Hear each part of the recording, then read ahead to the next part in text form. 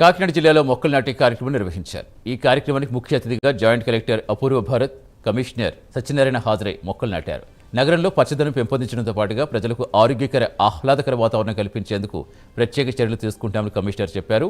నాటిన మొక్కలు సంరక్షించడంలో ప్రజల భాగస్వామ్యం ఎంతో ముఖ్యమని, ప్రతి ఒక్కరూ మొక్కలు కాపాడాలని పిలుపునిచ్చారు.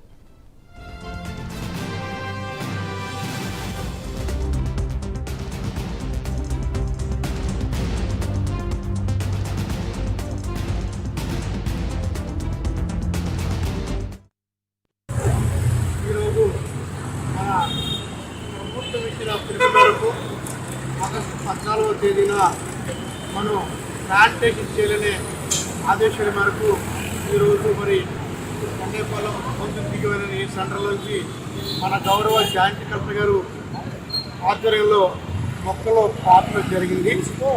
మన కాకినాడ సిటీని గ్రీన్ సిటీగా మార్చాలనే సంకల్పంతో మనం ప్లాంటేషన్ చేస్తున్నాము. దానికి గౌరవ జాయింట్ కలెక్టర్ గారు ముఖ్య అతిథిగా ఇచ్చేసి వారి యొక్క అమృతస్థల మీదుగా మరి మొక్కలు పోతడం జరిగింది. అదేవిధంగా మరి ఈ మొన్న కూడా మనం మొక్కల్ని వివేకానంద పార్క్ దగ్గర పోతడం జరిగింది. ఇప్పుడు ఈ మొక్కలతో పాటుగా మన పగోడా మొక్కలు కూడా మధ్యలో పోతడం జరుగుతుంది. దీనివల్ల రెండు ఉపయోగాలు ఉంది. ఒకటి, బ్యూటిఫికేషన్ వస్తుంది.